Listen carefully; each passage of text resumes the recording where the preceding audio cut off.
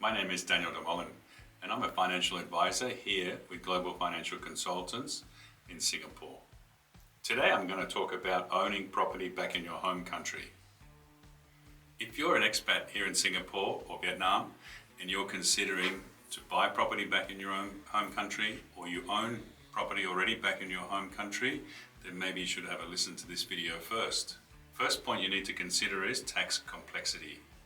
Double taxation in a lot of countries, maybe not in Singapore, but the next country you move to could make it a high tax arrangement if you have a property in your home country and you're moving to a country which gives a double tax on rental income and other assets. There are also considerations where there are non-resident taxes on your property in your home country if you're a non-resident and living overseas. The other thing to consider is high tax returns. You're in a country where you have to do a tax return once a year, but if you have property in your home country, you also have to do a tax return once a year to cover the rental income. Number two is maintenance and general upkeep. Trying to manage or managing a property from overseas can be difficult. Dealing with tenants, dealing with repairs, and dealing with other emergencies. If you do elect to hire a real estate agent to manage your property while you're overseas, this can cost you between 8 and 15% of rental income. Maintenance costs also can increase, especially if the property sits vacant. Market and currency risks are another factor you need to consider. If your income is in a different currency, property values and rents are in the currency of your home country, then fluctuations against your earning currency can or may make you lose money when you transfer that money back. Property market can change also while you're away, and you might miss the warning signs, time to sell out, because of local factors, because you're overseas.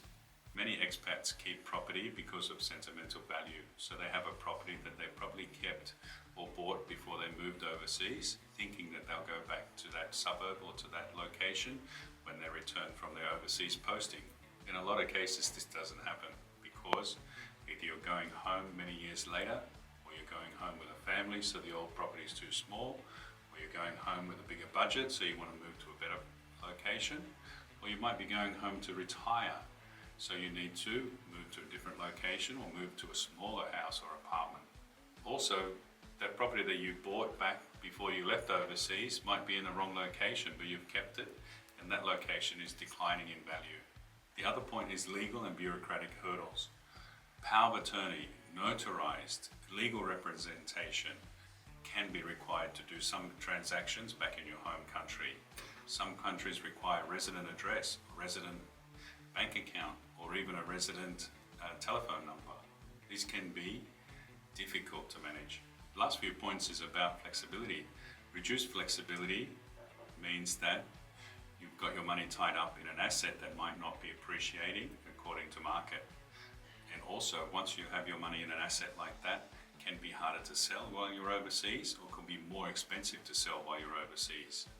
The other point to consider is you are limiting yourself. You might be able to gain better returns and yields on different types of asset classifications than that old apartment you bought before you left. Another point to consider is changes in government policy. This is my favourite one. Since I've been overseas the last 25 years, the government back home where I come from has changed policy regarding non-residents owning property many times over the years. Consider that you buy the property today, but what tax changes could be happening or policy changes might be happening in the future. For example, another point is some countries also do ban or restrict property owners from buying overseas, so it limits the pool of overseas buyers going into a country. The final point is, from my experience when looking at or talking to a lot of my clients, most of my clients, if they own a property before they left, rarely go back to live in that property. They'll probably go back and sell it, or they probably sell it when they can, because either they're going back with a bigger family, they need a bigger property, they're going back with a bigger budget, so they're going to move to a better area, or they're going back to retirement and they want to sell that property that's in a colder part of the country and maybe move to a warmer country. Or they're not going back home at all, they're going to retire somewhere else. So do consider you got a property back home and you don't need it, maybe time to exit.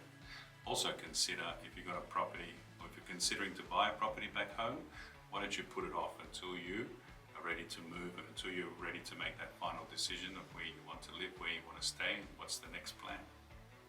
Okay, that's all from me today. Thanks very much for tuning in. We'll see you next week. Thank you.